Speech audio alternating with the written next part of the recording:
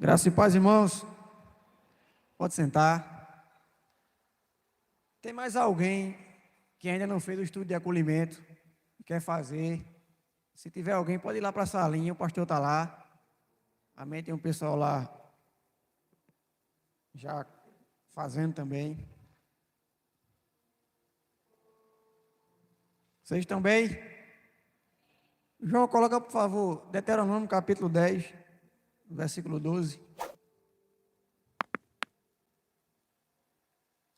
O Senhor é o seu tesouro maior. Deus é o seu tesouro maior. Você ama o Senhor?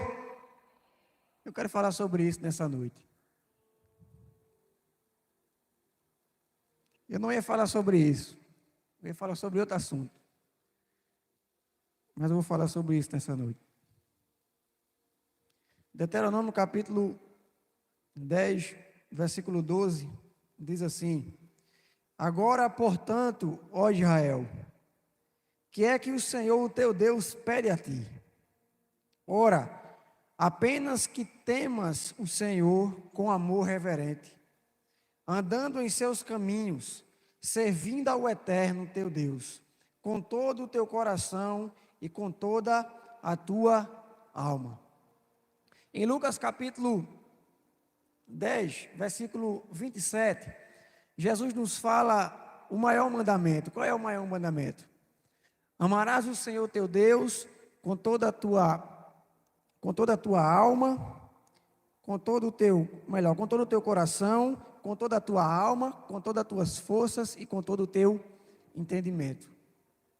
O Senhor pede uma coisa para nós, pede uma coisa a Israel e pede uma coisa para nós: que nós possamos o amar com todo o nosso coração, com toda a nossa alma, com toda a nossa força e com todo o nosso entendimento. Eu quero começar perguntando a você nessa noite: como é que está seu amor pelo Senhor? Como é que está seu amor por Deus? Eu vou falar nessa noite, eu quero me deter um pouquinho com você no livro de Jó. E se você trouxe sua Bíblia, eu queria que você abrisse sua Bíblia comigo, em Jó capítulo 1.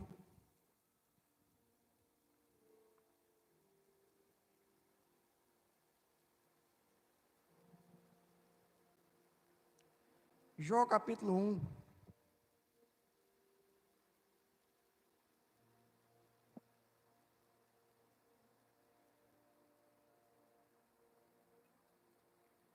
O livro de Jó, irmãos, ele tem alguns propósitos para mostrar para nós. E um dos propósitos do livro de Jó é mostrar que é possível sim amar a Deus, adorar a Deus, apesar das dificuldades, apesar das faltas, apesar das circunstâncias. Jó capítulo 1, versículo 1 diz assim: Havia um homem na terra de Uz, o seu nome era Jó. Ele era um ser humano bom, honesto e justo, amava respeitosamente a Deus e evitava praticar o mal. O que era mal? Jó era pai de 7 filhos e 3 filhas. Ele possuía 7.000 ovelhas, 3.000 camelos, 500 juntas de bois e 500 jumentas. Tinha também muitos servos a seu serviço. Era o homem mais rico entre todos os habitantes do Oriente na sua época. Seus filhos costumavam visitar uns aos outros e cada um deles preparava um banquete e mandava convidar suas 3 irmãs para comer e beber com eles. Vai guardando isso aí.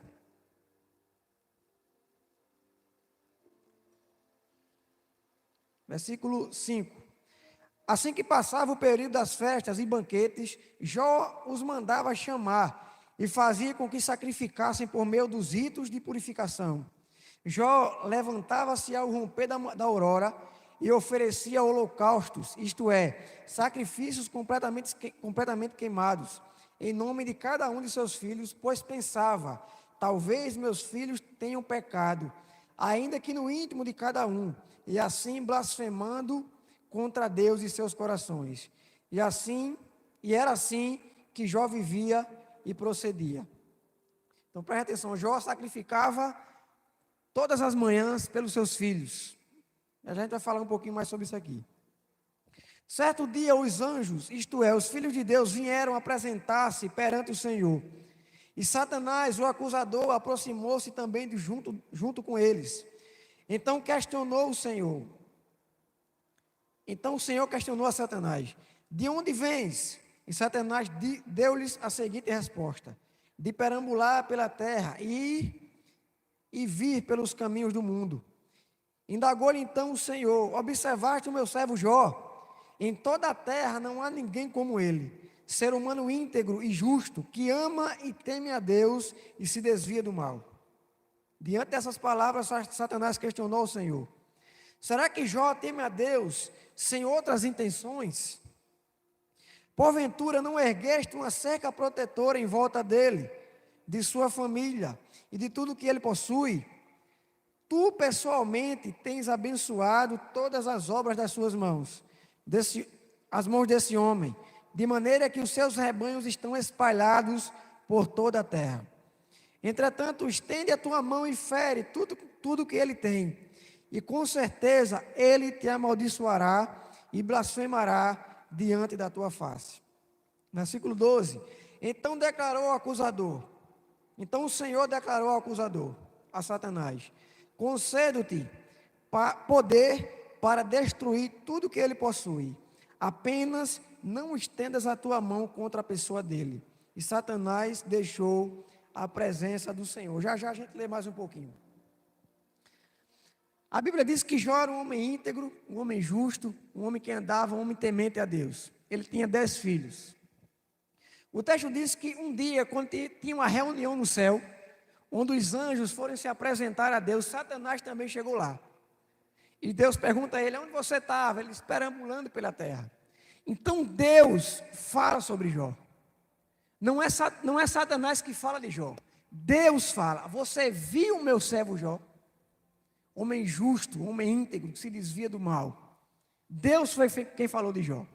Então Satanás levanta uma questão diante de Deus. Também é muito fácil servir ao Senhor na circunstância de Jó. Jó tem tudo. Jó é rico. Jó possui tudo que ele tem. É fartura. Desse jeito é bom demais servir ao Senhor. Diante daquilo, irmãos, Deus faz algo com Jó. Deus pega Jó e coloca Jó como um representante dele na terra, ou seja, como um advogado de Deus na terra. Deus diz assim: Satanás, você faz o seguinte: toca em Jó, toca na vida de Jó, destrói o que Jó tem. Eu vou mostrar para você que é possível ele me adorar sem nada. Ele vai ser o meu advogado na terra. Então Deus pega Jó. Veja, o livro de Jó é um livro poético, é considerado na categoria dos 5 livros poéticos, é Jó, Salmos, Provérbios, Eclesiastes e Cantares, na categoria de poético. Porém, o livro de Jó não é um livro, vou dizer assim, falso, ou seja, Jó existiu verdadeiramente. Ainda que seja um livro poético, Jó existiu de fato. Amém? Essa história é uma história real. Tem quem diga que Jó existiu ali antes de Abraão. Por quê? Porque não faz aqui, no tempo de Abraão. Por quê? Porque não faz menção aqui da lei, não faz menção aqui de Moisés, não faz menção de ninguém no livro de Jó inteiro. Então o livro de Jó pode ser um livro até mais antigo do que o Pentateuco, do que os primeiros 5 livros da Bíblia. Então Deus pega a Jó e diz o seguinte: Jó, tu vai ser meu representante na terra. Eu vou mostrar através de você que um justo que me ama pode me servir sem nada. Então a gente vai começar agora a ver as primeiras teses, né, que Satanás coloca diante de Deus. E qual é a primeira tese? Ninguém ama a Deus mais do que o dinheiro. Essa é a primeira tese.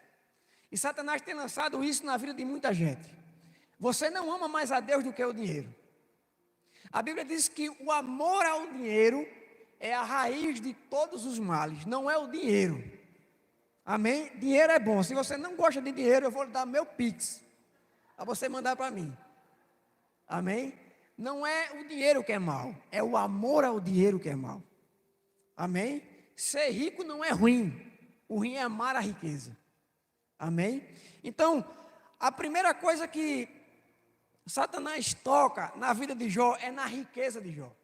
A gente lê aqui a partir do versículo 13, que diz assim: certo dia, quando os filhos e as filhas de Jó estavam desfrutando de um banquete, comendo e bebendo vinho na casa do irmão mais velho, um mensageiro chegou trazendo a seguinte notícia a Jó: eis que teus bois estavam lavrando a terra, e as jumentas pastavam perto deles.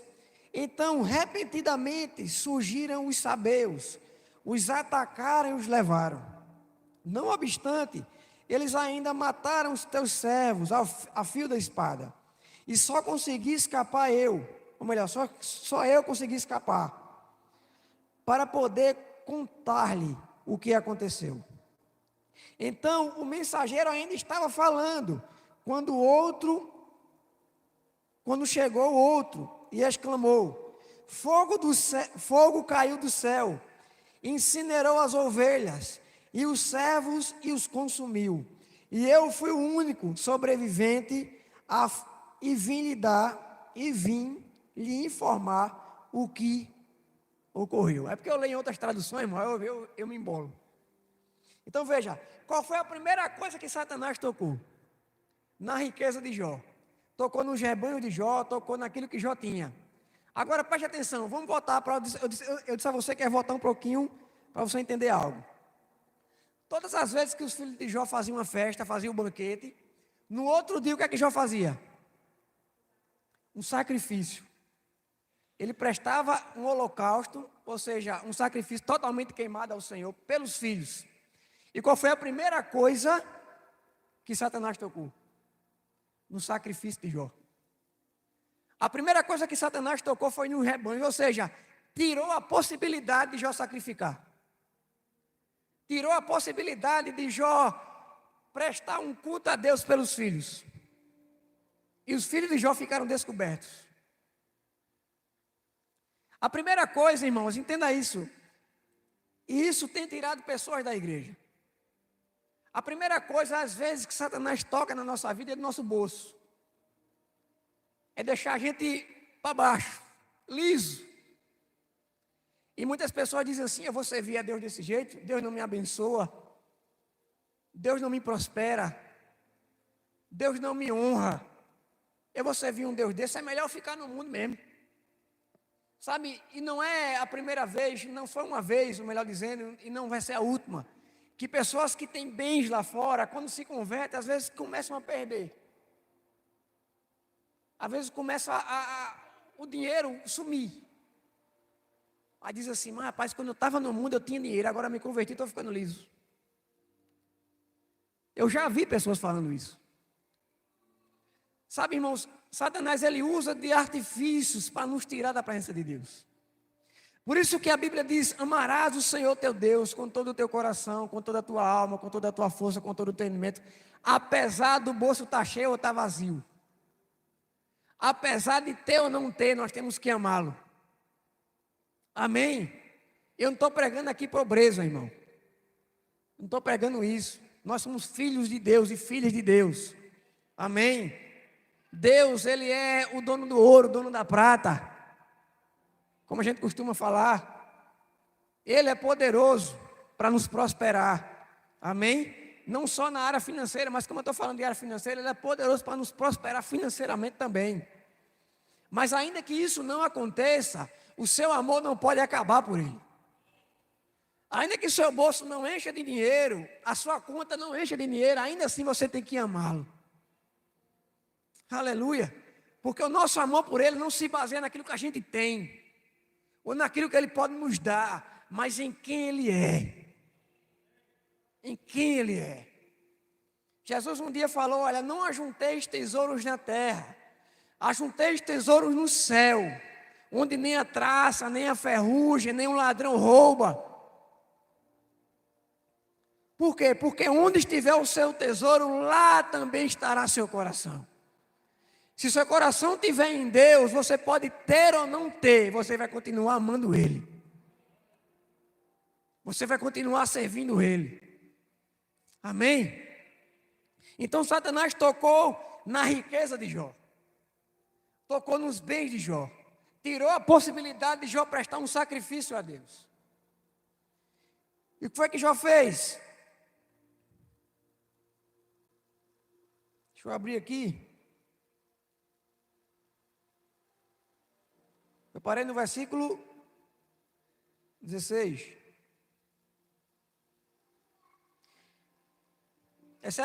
Essa foi a primeira tese de Satanás. Ninguém te adora mais do que o dinheiro.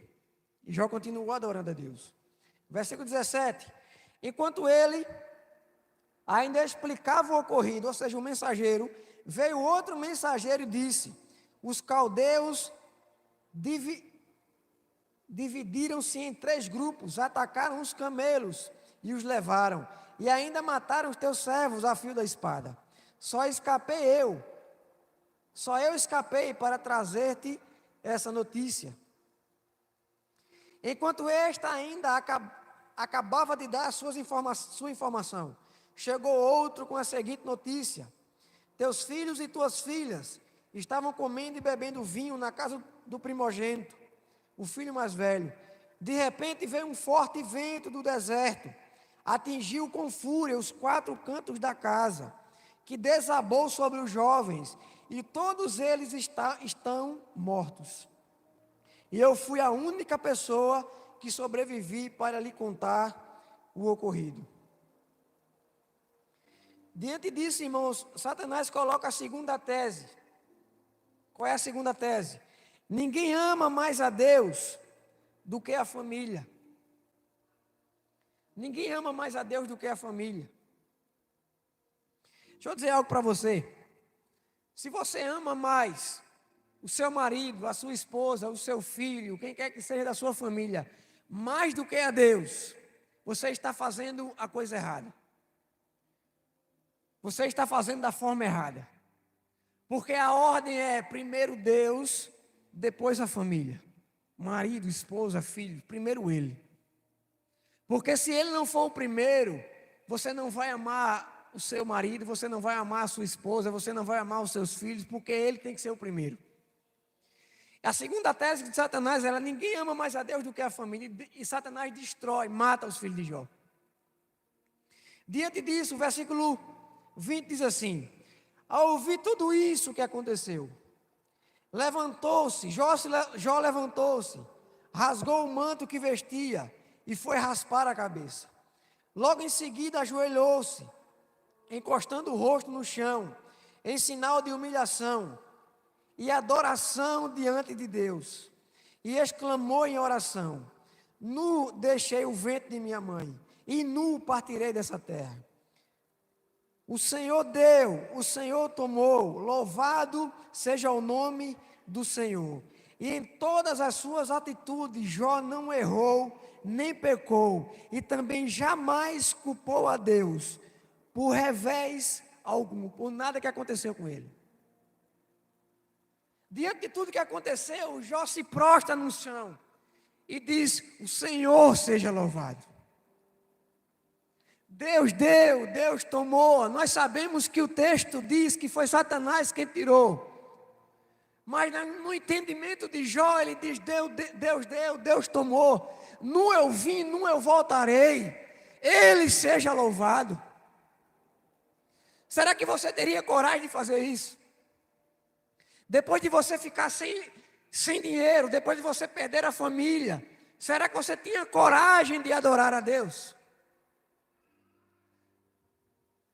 Como eu falei no começo, o livro de Jó, ele traz, diante dos propósitos que ele tem, um dos propósitos é mostrar para nós que um justo, que alguém que ama a Deus, pode continuar amando, apesar de não ter nada,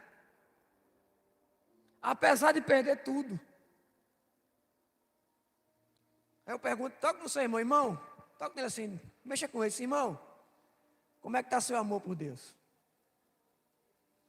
Diga assim para ele: se você ficar liso hoje, se a bolsa cair, como é que fica seu amor por Deus?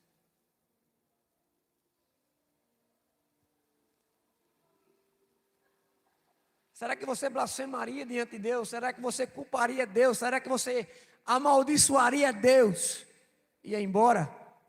Ou você continuaria firme na presença dele? Sabe, irmãos, eu falei aqui pregando um dia desse, eu vou repetir. Quando o armário está cheio, quando tem fartura, quando a geladeira está cheia, é muito bom adorar a Deus. É muito bom adorar a Deus. Mas quando está faltando as coisas, irmão, até aí tá bom, né? Quando está faltando as coisas, irmão, quando você abrir o armário, a pastora está rindo porque não, talvez eu falei assim, quando você abrir o armário e o rato estiver dando cavalo de pau dentro, você vai continuar adorando a Deus? Quando você abrir a geladeira e ela estiver parecendo um coco, só faltava pintar de verde, só tem água dentro, você vai continuar adorando a Deus? Jó, ele mostra para nós que é possível sim adorar a Deus sem ter nada. Agora imagine comigo, a Bíblia diz que Jó era um dos homens mais ricos que tinha naquele tempo. Mais ricos. E ele perdeu tudo. Tudo. Imagina você ter 1 milhão na conta hoje e você acordar amanhã com a sua conta zerada. Foi o que aconteceu com Jó. Ele perdeu tudo. Mas ele se joga no chão, rasga suas vestes e diz: nu eu vim e nu eu voltarei. Deus seja louvado. Primeira tese, você ama a Deus mais do que o dinheiro. Segunda tese, você ama a Deus mais do que a sua família. Vamos para a terceira tese agora. Capítulo 2 de Jó.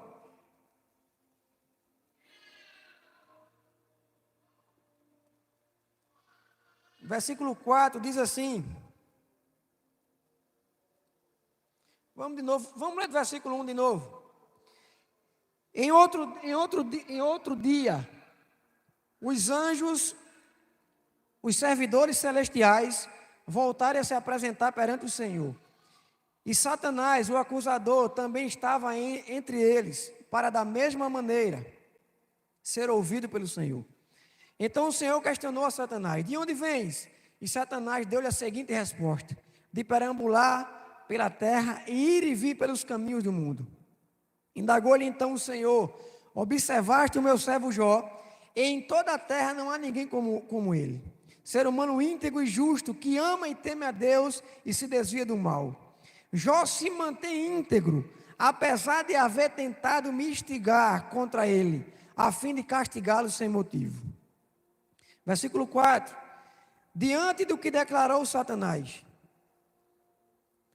é porque não tocaste na pele dele, pele por pele.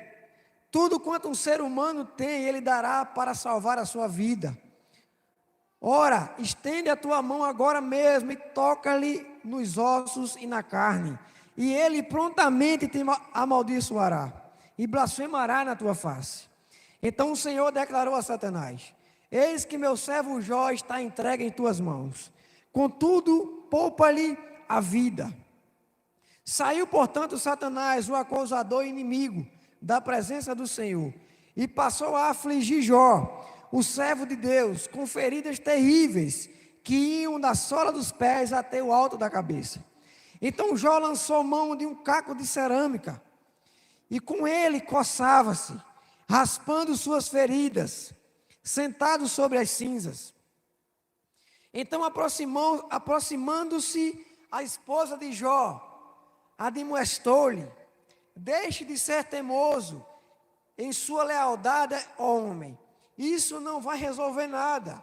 Amaldiçoa logo a Deus e morre. No entanto, ele afirmou: mulher, tu falas como uma louca. Porventura receberemos de Deus apenas o bem que desejamos, e não também o infortúnio que Ele nos permite? E em toda essa provação, os lábios de Jó não fizeram vacilar e pecar. Terceira tese: ninguém ama mais a Deus do que a sua própria vida. Satanás vai e toca em Jó, fere Jó, com úlceras malignas. A Bíblia diz que da planta do pé até a cabeça Jó ficou todo ferido. A Bíblia diz que ele foi, sentou-se em cinzas, pegou um caco de telha, um caco de cerâmica e foi coçar as feridas. Agora preste atenção, diante disso a esposa de Jó chegou lá e disse: homem, será que você não pensa, diante de tudo que tem acontecido, amaldiçoa logo a Deus e morre, blasfema contra Deus logo e morre. Eu vi um dia, irmão, um pregador falando algo sobre isso aqui e eu fiquei pensando, e é verdade o que ele falou. Veja, Satanás tocou na riqueza de Jó, Satanás tocou nos filhos de Jó, Satanás tocou em Jó, mas não tocou na esposa dele. Deus falou: você pode tocar nele, mas você não pode tirar a vida dele. A Bíblia diz que quando a gente casa, o que é que acontece? Os dois viram o quê?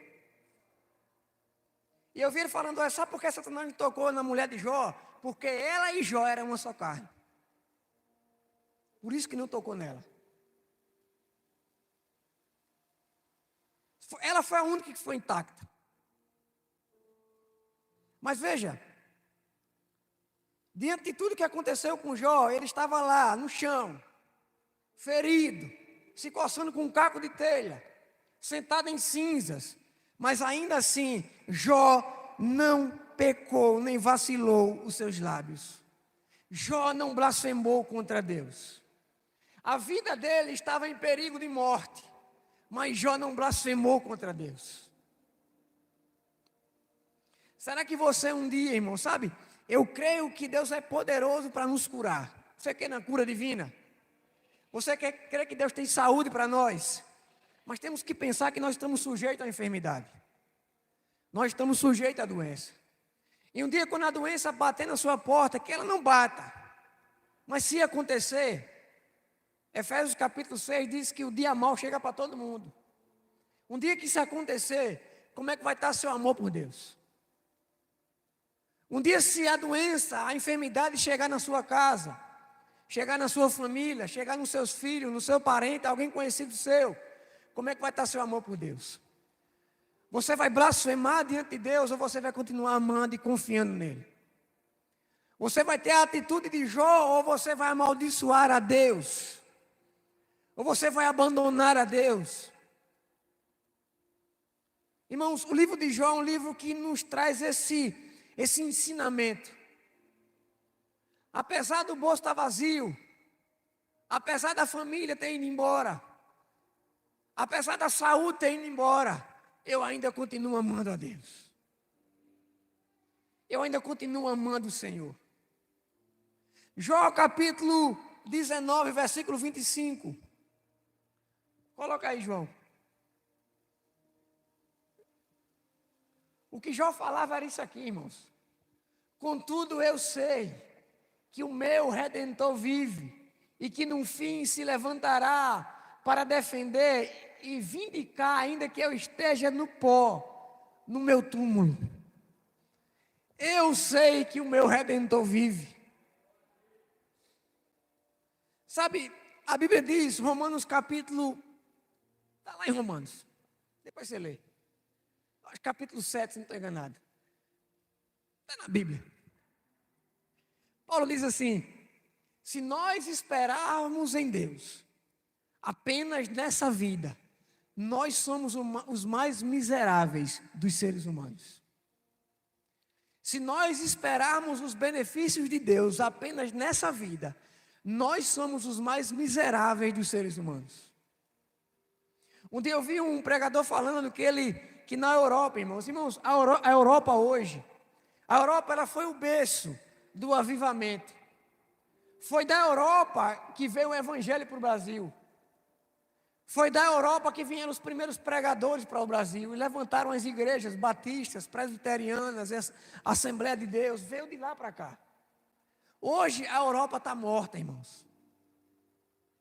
Hoje a Europa não tem quase igreja. A Europa está esquecendo de Deus. E eu vi um pregador dizendo: se você chegar na Europa hoje e for falar de Jesus, olha, Jesus vai mudar a sua vida. Jesus vai transformar a sua vida. Sabe o que eles falam? A minha vida está muito boa. Eu tenho tudo que eu preciso, eu não preciso de Jesus. Só que infelizmente eles esquecem algo. Eles só estão esperando em Deus aqui. Eles só pensam que Deus só tem benefício aqui. Só que essa vida um dia vai acabar, e aí, infelizmente, a gente nem sabe quando vai acabar. Sabe, tem pessoas que vão dormir hoje, daqui não tem ninguém, em nome de Jesus. Mas tem pessoas que vão dormir hoje e não vão acordar amanhã. Tem pessoas que vão se deitar hoje, vão dar boa noite à família, vão dormir e não vão acordar nunca mais aqui nessa terra. Então a gente não pode esperar somente em Deus aqui. Tem algo a mais, irmãos, aqui é muito rápido. Ainda ontem eu estava soltando pipa lá na serra. Com 18 anos, com 18 não, 18 já estava no meio do mundo. Com 14 anos, eu estava na serra, 15 anos soltando pipa. Hoje a minha filha já vai fazer 13. O tempo passa muito ligeiro, irmãos. E se nós esperarmos em Deus somente aqui, sabe, tem uma vida eterna. Depois daqui tem algo a mais. Tem algo a mais. Não se resume aqui, tem algo a mais. 70 anos, 80 anos, que é aquilo que estão dando para o brasileiro hoje, não é nada diante da eternidade. Não é nada diante da eternidade que Deus tem preparado para nós. Então o seu amor por Deus não tem que estar baseado naquilo que você vê aqui. Porque hoje você pode ter e amanhã você não pode ter mais igual a Jó. Mas você tem que ter a mesma atitude de Jó, que diante de tudo, ele ainda continua amando e adorando a Deus. Ele olhou para a mulher e disse: você fala como uma louca, como é que eu vou blasfemar contra Deus? Como é que eu vou amaldiçoar a Deus? Então não espere em Deus somente aqui. Irmãos, eu creio que Deus, Ele quer prosperar o seu povo. Sabe, eu não sou um pregador de miséria, não. Eu creio que Deus quer prosperar o seu povo. Mas ainda que nisso não aconteça com você ou comigo, ainda assim permaneça firme. Amém? Esses dias eu estava vendo uma discussão na internet sobre prosperidade. Assim, Deus, ou melhor, o Evangelho, Deus promete nos prosperar, sim ou não? Eu não sei você, mas quando eu leio, principalmente o Novo Testamento, sabe o que eu enxergo? Não é que Deus quer nos prosperar, mas Ele quer nos deixar supridos. Ele é o Deus que supre as necessidades. Se você vier a ser rico, louvado seja Deus, mas Deus promete que nós sejamos supridos. Sabe, o questionamento era assim: Jesus era rico ou era pobre? O questionamento era esse. Sabe o que é que eu enxergo nos evangelhos sobre Jesus? Jesus nem era rico nem era pobre, ele era suprido. O que ele precisava, ele tinha. E se ele não tivesse, ele falava assim: Pedro, vai pescar, que na boca do peixe tem uma moeda. E Deus supria. Mateus capítulo 6, do versículo 25 em diante, Jesus fala sobre sermos supridos. Não se preocupe com o dia de amanhã. Não se preocupe com a sua roupa de amanhã. Não se preocupe com a comida de amanhã. Porque o vosso Pai Celestial sabe que você precisa. Ou seja, Deus vai suprir. E o que é que Ele espera de nós? Fique calmo, tranquilo, respire. Cada dia tem seu mal, amanhã ainda vai chegar. Quem aqui tem conta para pagar? Quem aqui está faltando ainda alguns dias para chegar o dia da conta? Não é hoje, não é amanhã, faltam uns dias ainda. Falta uns dias para você? Então não se preocupe hoje. Se preocupe no dia, mas hoje não, amanhã também não. Se preocupe no dia, aí, eu tenho que pagar hoje, eu não tenho dinheiro, aí você se preocupa. Mas antes de chegar o dia, vá somente imaginando. Deus é poderoso para suprir. Amém? Deus promete que vai nos suprir. E o que Ele espera de nós é só uma coisa: ame a Ele. Confie nele. Irmãos, no final do livro de Jó, capítulo 42.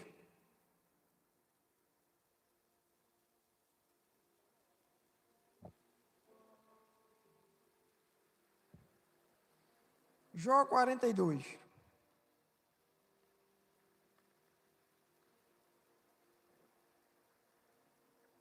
Diz assim: Então Jó abre seu coração diante de Deus e declara: Sei que podes realizar tudo quanto desejares. Absolutamente nenhuma das tuas ideias e vontades serão frustradas. Tu questionaste quem é este que sem conhecimento obscurece o meu conselho. De fato, falei do que não entendia, abordei assuntos sobre modo complexos, sem a devida sabedoria. Jó está falando aqui, irmão, se você ler capítulos anteriores, capítulo 35, 36, 37, 38, Jó começa a fazer questionamentos a Deus. E Deus começa a fazer questionamentos a Jó. Jó, onde é que você estava quando eu estendi os céus? Onde é que você estava quando eu coloquei cada estrela? Jó, eu chamo os raios pelos nomes, e eles se apresentam a mim, Jó. E Deus começa a falar isso para Jó. Aí Jó fala: eu falei de coisas que eu não entendia. Versículo 4: Tu ordenastes, agora pois ouve-me, eu falarei. Eu te questionarei e tu me responderás. De fato, meus ouvidos já têm ouvido a teu respeito. Contudo, agora os meus olhos te contemplam. Jó só conhecia Deus por aquilo que alguém contou para ele. Jó, você precisa sacrificar o holocausto. Jó fazia tudo, mas Jó não conhecia Deus. Ele diz: agora os meus olhos te contemplam. Deixa eu ver aqui, irmão, para a gente dar uma adiantada.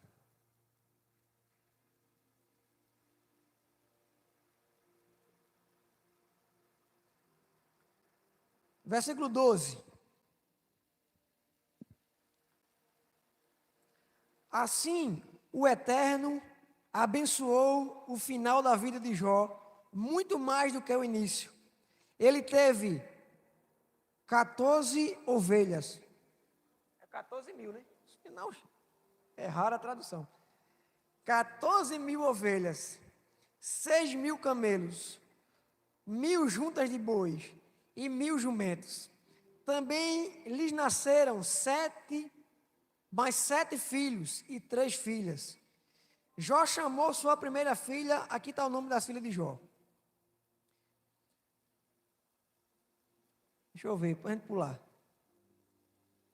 Versículo 16. Depois de todos esses eventos, Jó ainda viveu 140 anos. Viu seus filhos e seus descendentes, e os descendentes deles, e a 4ª geração. Então morreu Jó, realizado em idade muito avançada. Um homem que não blasfemou contra Deus, apesar de ter perdido tudo. Deus pegou Jó e deu tudo a ele de volta e em dobro.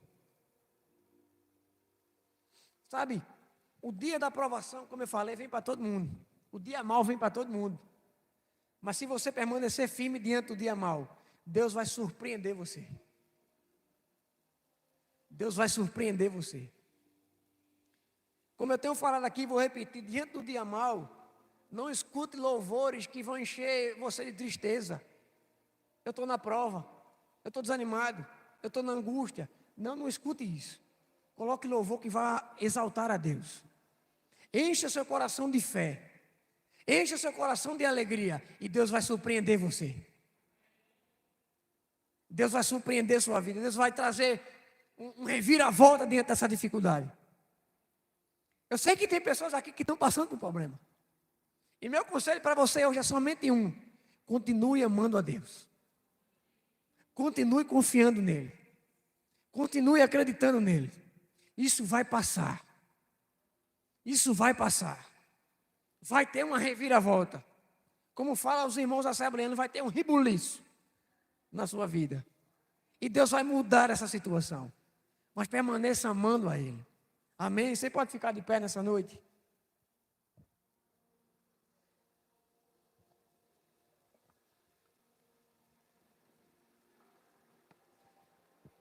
Louvado seja Deus. Amarás o Senhor teu Deus com todo o teu coração, com toda a tua alma, com toda a tua força e com todo o teu entendimento. Amém? Louvado seja Deus. Antes que a pastora cante, não, vou deixar para depois. A pastora vai louvar uma música agora, e enquanto ela louva, se você trouxe seu dízimo, você deu sua oferta, fica à vontade para trazer nesse momento. Depois eu quero orar com você.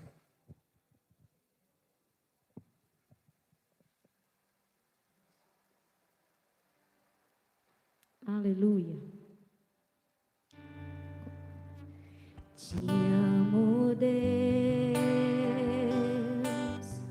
tua graça nunca falha. Todos os dias eu estou em tuas mãos. Desde quando me levanto até eu me deitar, eu cantarei da bondade de Deus. Então vamos declarar a bondade de Deus. És fiel em todo tempo, em todo tempo tu és tão bom,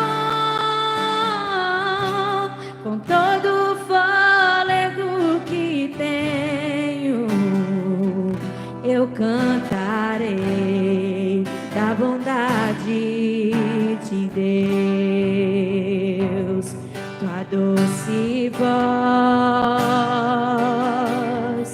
que me guia em meio ao fogo, na escuridão, tua presença me conforta. Eu sei que és meu Pai, que amigo és, eu vivo na bondade de Deus. Vamos declarar. És fiel em todo tempo, em todo tempo tu és tão bom, com todo o fôlego que tenho, eu cantarei da bondade de Deus.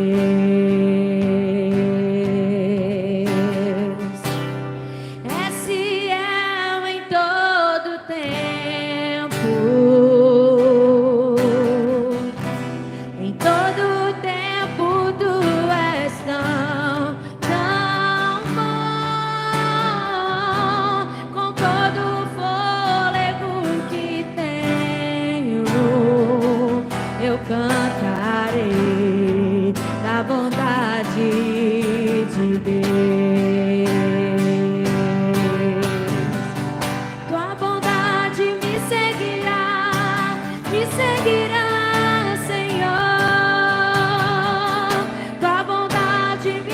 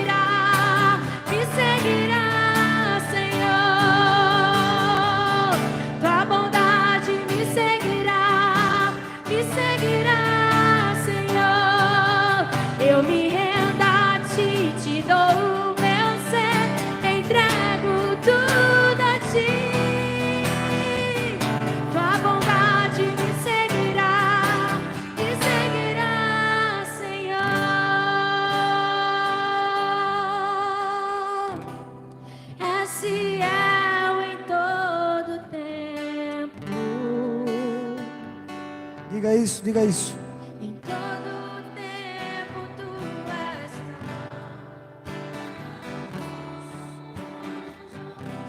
com todo o fôlego que tenho. Eu cantarei a bondade de Deus. Eu cantarei. Glória a Deus. Pai, nós te rendemos graças, Senhor, pela tua bondade, pela tua misericórdia, Senhor, em nossas vidas, pela tua palavra, Senhor, que ilumina os nossos pés, que clareia os nossos pés e ilumina o nosso caminho.